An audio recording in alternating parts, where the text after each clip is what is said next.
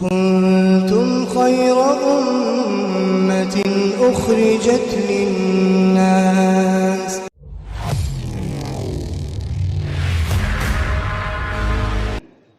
دعائیں قبول کیسے ہوں گی؟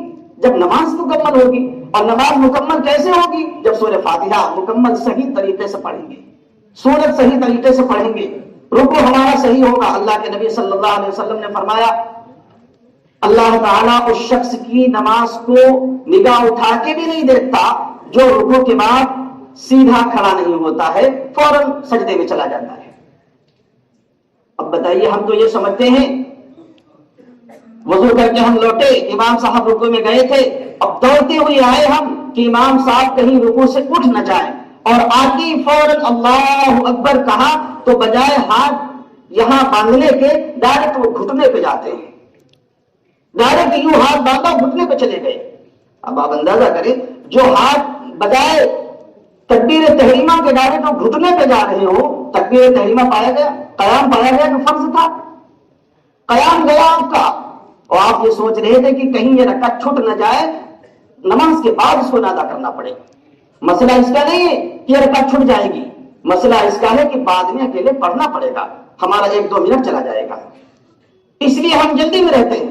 علماء نے لکھا ہے یہ رکعت آپ کی گئی، اور جب آپ کی یہ رکعت گئی تو پوری نماز ہی گئی. اکثر لوگ اس کو نہیں سمجھتے ہیں، دوڑتے ہوئے آتے ہیں اور ہاتھ باندھا اور ڈائریکٹ گھٹنے پہ چلے جاتے ہیں. آپ کا قیام نہیں پایا گیا، قیام نہیں پایا گیا تو آپ کی نماز نہیں ہوئی.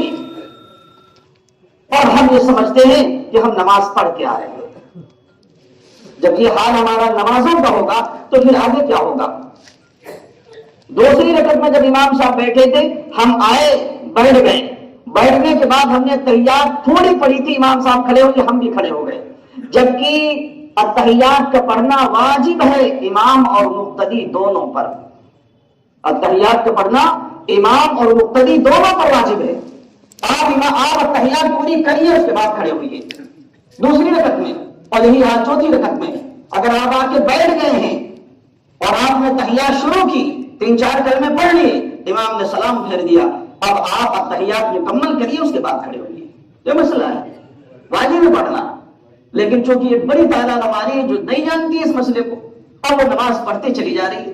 اگر یہ چھوٹے چھوٹے مسئلے ہمیں نہیں معلوم ہوں گے، جو مل کر کے چھوٹے چھوٹے مسئلے مل کر کے دین بنتا ہے. دین صرف یہ کھڑے ہونا، رکوع میں جانا، سجدے میں جانا، اس کا نام نہیں ہے. لمبا کرتا ہو گیا، لمبی داڑھی ہو گئی اور اونچی سی ٹوپی، اس کا نام دین نہیں ہے.